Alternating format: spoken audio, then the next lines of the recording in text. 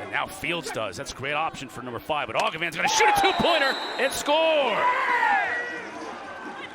Augie, as they call him, making the most of his opportunity, scoring his first goal of the year, and it's a two-pointer for Archers.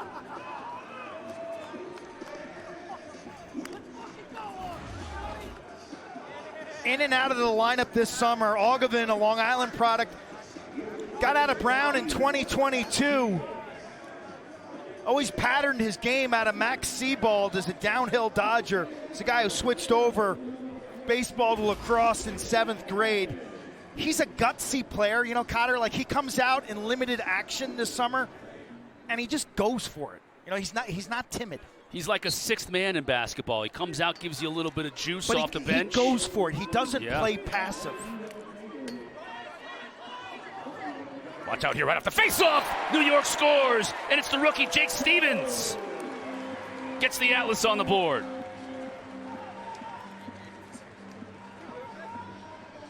Swiss Army knife out of Syracuse. Prior to that, he was at Princeton where he got his degree. He'll play the wing here and transition from face-off into offense seamlessly. An old-school midfielder. Kobe Smith nearly has that ground ball. He pays the price, and next thing you know, it's Stevens with a head start. And he bags that one from about 13 yards right-handed. Mike Pressler now in year 2. That was his first fix. And it has worked well. He's done a great job with it. Carpenter, the rookie. They go. They get it here, and they're decisive. Boom, green light. Well, here's Stevens again down the alley. He'll shoot again and score again. There's no ball moving around the outside. There's limited setup time. They just put the pedal to the metal. And that light is always green, and Stevens converts back-to-back goals, and a great counter answer after the Ogilvin 2. Good clear out. He's given all sorts of real estate to get down that right-handed alley. Quite honestly, the defense isn't bad. Pedersen ties him up here, but look at the strength. Stevens shoots right through that stick check. Yeah, it's Pedersen, the rookie, going up against Stevens, the rookie. Pedersen out of Michigan. And they beat Brett Dobson in goal for the Archers, who was sensational in the playoffs last year. Done a nice job, the rookie out of Notre Dame. Long and lanky right-hander. He's got no pulse. He's a flatliner. Schreiber on the dodge. You gotta play the game. Trey Leclerc. That's his spot right there. Gets by the defense, shoots and scores.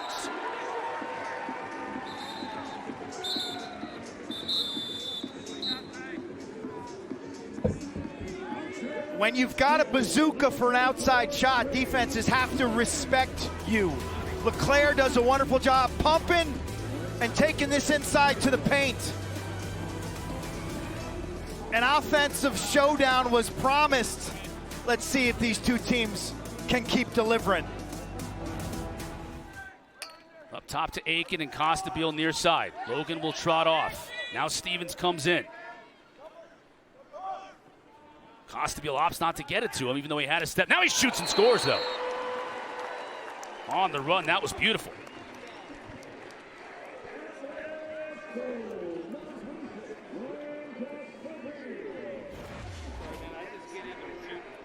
Costabile split this right to left.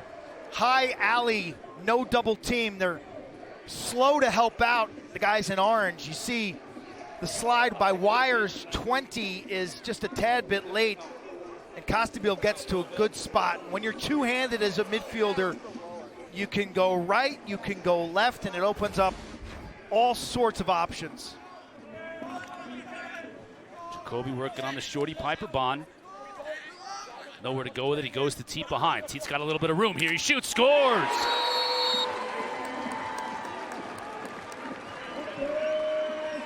Keep it simple.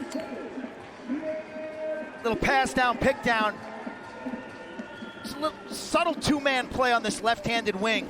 Ronan Jacoby in the lineup today for Logan McGovern. It was Jacoby, pass down, pick down. Defender comes underneath that screen by 88 in white, and it creates some separation between ball carrier and defender. And that's enough where Teat can put it into third gear, get upfield, get himself some angle, and then he's got the full goal to shoot at it, and he works the far post.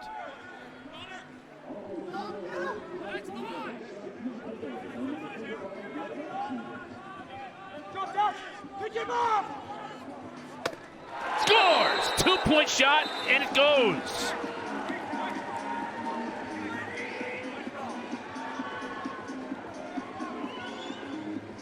The Archers are not known for their two-point shooting. Ryan Ogilvin bags one earlier, and now Mason Woodward, the lefty who played at Marquette, the rookie from about 16 yards. I mean, you're talking heavy, heavy heat. Look at the torque here. He's able to crow hop, reach all the way back, and let that baby rip. First two-pointer of the year for the Rook.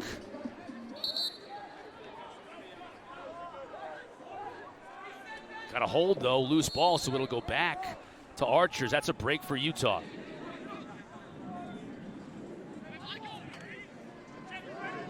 Amen looking to dodge. Gets a step on his defender. He shoots tough angle and makes it. On the run. He's had a spectacular, spectacular summer.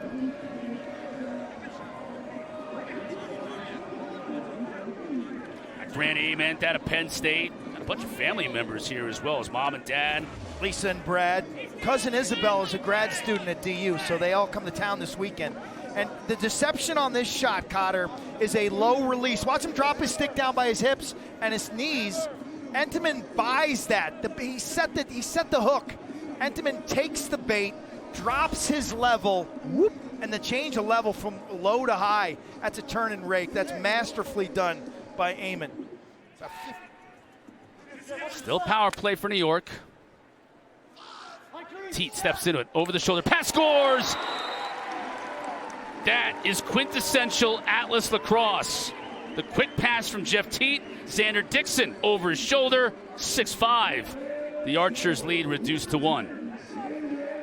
21st goal of the summer for Dixon, who makes a living in the slot. Teat puts it on the money. Dixon finally able to solve Dobson. The behind-the-back pass, you'd say, why does he need to do that? Well, it changes the defensive approach. The defender's playing for him to throw it standard, out the front.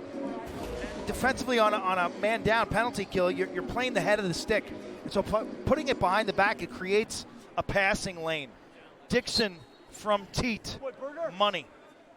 Now let's see them put it into practice. Fields. You see how much attention he's drawing with the double team. That leaves somebody open on the far side, but the save made. Oh, but they can't get Schreiber's shot. Wow! Entenmann made the initial save, but Schreiber, Johnny on the spot, and he buried it after picking up the rebound. This follow-up is absolutely insanity. When we talk about Tommy Schreiber shooting and his wrists, his ability to catch, watch the rebound go high up into the air. You think Entenmann thinks he's going to have a second to reset, to tap that pipe and to find his angle play. But that ball comes down and boom, it's right over his head. Schreiber, catch to shot seamlessly. We'll feature Tom Schreiber at halftime, so you're going to want to stay tuned for that. We'll learn a little bit more about this three-time professional lacrosse MVP, including last year when he led the Archers to the title. Doc shoots and scores right off the face-off. We talked about it. This team is so deadly. Right off the face-off, you score and you get some momentum. They'll take it right back from you in a matter of seconds. Chris Bates, Utah head coach, telling us pregame, the number one key in this game are face-offs. And this is their third goal of the game off a face-off win. Jake Stevens has a pair, now Doc's Aiken. I'm surprised that Utah chose not to play him with a defensive player. They held on their fast break defense. They basically gave him all sort. Gave him Colfax Avenue, and he took it. Good call on that. Did some work in before today's big game. That is just a pass that is going to kill a power play. Yeah, Final 30 seconds, too. Clock here's and critical. A chance to counter with Carpenter. Schellenberger scores! That was a critical play. Utah on the power play. The turnover. Easy goal for one and White. His first of the day. Maybe that gets him going as well. And we're all tied at 7 in the final 27 seconds. Tell you, time becomes your most scarce commodity when you've got the power play late in a quarter, and for this now to end up at the other end, a run out and a blatant 4-on-3, Carpenter with great talent and hand-eye coordination sets up Schellenberger dead center from 10 yards, and Shelley's not going to make that one miss. Utah's got to clean up their turnovers. They've got 16 in the game, Q, and 10 in the second quarter alone. Well, back to the 17 turnovers you guys were talking about from the Archers, uncharacteristic. At the end of the half, a couple players went up to Seth Tierney and said the balls are really inconsistent. They're not the same, just not feeling it. So Seth Tierney actually changed the balls out for them. Wow. Went to a different lot from the manufacturer. Seth Tierney, the director of competition here for the PLL. They can get slick because of this plastic field. LeClaire hits the top corner, so good start for Utah here in the second half. Trey's got no problems with this lacrosse ball. That ain't a greaser for LeClaire. He's given the on-ramp to his strong right hand. And this veteran out of Ohio State, one thing we've learned over his career, the man can shoot it from distance. He's got uncommon velocity. This one on the run. Atlas settled sets on offense have not been as crisp as prior this summer. Aiken shoots, scores on the run with a full head of steam out of the box. And Dox gives the lead, or nets things up, I should say, for New York and Utah here at 8 apiece. Feels like Utah's been slow to slide and double team today, so that's led to some unassisted goals. Costabile unassisted, Costabile unassisted. This time it's Dox's turn. And the feeling you get, the halftime adjustment from Stephen Brooks is giving his midfielders the understanding that, hey, push to the net, don't expect the double team to be there. They're trying to make the Atlas into a dodging team, not a passing team. Logan had an opportunity himself. He misses. Carpenter for 2, score! Just mentioned what kind of a rookie year the fourth rounder out of Duke is having. And he puts his second 2-point shot into the back of the net. New York up 2. All of a sudden you go from down 1, 8-7 to up 2. Again, off the face-off, this is the 32-second shot clock offense where you want to work fast. Carpenter's mom, the volleyball coach at Duke University, he's only 5'8", but he's a pit bull. He's got elite feet. And what I love in that segment there, he's using names, using first names or nicknames to get guys' attentions. When you're trying to organize things on defense, use first names. It gets your teammates' attention. Utah 0 for 2 on the power play. This is their third opportunity. Now they're 1 for 3. And for the first time in a while, we're saying one of the names, O'Keefe and or Fields, and it's Mac O'Keefe who scores this time. Snaps a streak of nearly 8 minutes without a goal, and they were on a 0 for 5 clip. This power play is just darn right scary with all the high-level skill on the perimeter. O'Keefe has now, 16 goals on the season. He's averaging more than 8 shots per game. Today's numbers are well below that season average. 8.3 shots per game he's averaging. He's at 4 so far in this game. And that goal brings Utah to within 1.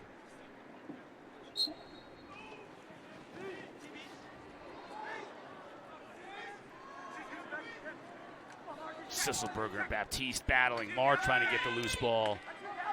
Adler battling. O'Keefe shoots and scores again! So the drought ended in a huge way as 7 and Orange gets 2 goals in a matter of seconds.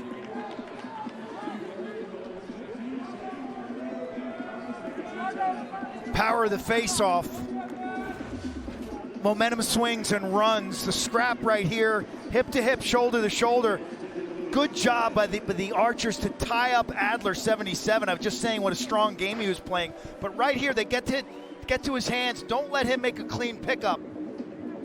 And it's O'Keefe who wins the grounder. Teeter Again, defender is hung up looking for a cutter. Finds one inside, docks Aiken.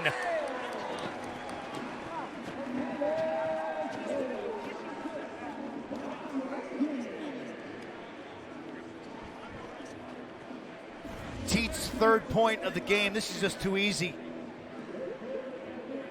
When Teat's got you in a hung situation and he's standing behind the net with ample shot clock, he got problems. Aiken's now got 3 goals, I believe. Teat continues his assault on the record book and is a gigantic favorite, like a minus 20,000 to 1, I think, to win the MVP. I can't believe they're still posting odds for that kind of thing. I think even if he stopped playing now and didn't play the rest of the way, he'd probably still win it. Teat just taking his time, knowing that the shot clock is not against him here in this possession. He can take it all the way down. DJ Ralph providing the soundtrack underneath. Yep, just subtly, just help send a message. Now Teat looking to send a message of his own. Tough angle. He scores anyways. He backed into the defender, Jeffrey, and somehow found an inch of space to put that ball behind Dobson. He's doing it again. We've seen him pass from this same scenario, and this is just an inside roll where he muscles his way just to enough angle. When he comes out of this roll, Dobson's in a good spot here. He's sealing the door shut, but Teat with a kind of a high release by his shoulder just yanks this ball straight down to the carpet. Bounces to the right of Dobson's right foot. An incredible finish from in tight. Teat putting it all together in this third quarter. 2 goals, 3 assists for the game, 5 points. 3.3 remaining. Abundant skill set, right? Dodge, pass, shoot. He's creative. Oh, the Utah coaches will look at this one, but in the meantime, New York is countering. Jacoby goes low, but Dobson is there. He fires it 3/4 the length of the field. O'Keefe says, hold up. Taking a look Back at that and crease forth violation. we go, crease violation. It's the white line. I don't know about that left toe. I don't know, Cotter. Close enough, certainly, to look at. Utah scores anyway on the next possession as Schreiber finds a cutting teammate in Dyson Williams.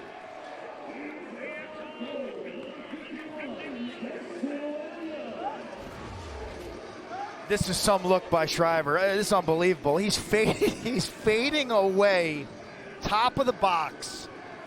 Williams flashes to him, and Schreiber drops his stick sidearm to create the passing lane. With a rising trajectory, puts it right on the money for Dyson Williams. I mean, that type of passing is what makes Tommy one of the best midfielders to ever play the sport. So it's got to be more Jeff Teat and more midfield isolations from up top. And here is Teat working a 2-man game with Costabile at X. Xander Dixon shoots and finds the back of the net. Least ball and stick time, highest production in the league. Slim Reaper, I mean, this ball's in his stick for about 0.2 of a second, and he lights him up. Great scissors cut. Miles Jones goes left to right across your screen. Dixon, who made a living at the University of Virginia with these type of cuts, starts on the far side of the formation and curls around in traffic. He makes his way, he weaves through bodies, he knows where he wants to go, and he always presents a target. What did you hear in the huddle, Kaylee? Well, that's exactly what Coach said not to do. He said, make sure you're using the clock, be patient, keep it simple. We have another timeout, so really take care of the ball, and that's a really unfortunate turnover right there for the Archers as they try to mount a comeback. Teeter finds a cutting Dixon over his shoulder, scores!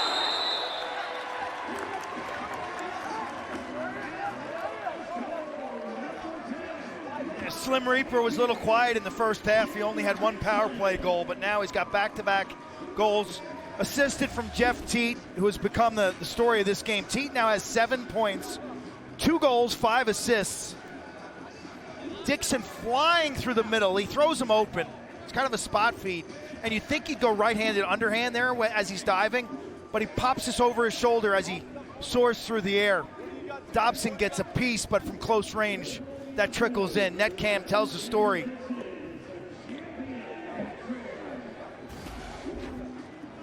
Hat trick for Xander Dixon. He's got at least 1 point in his last 5 games. And here he is, coming upfield. Jones. That might be the dagger.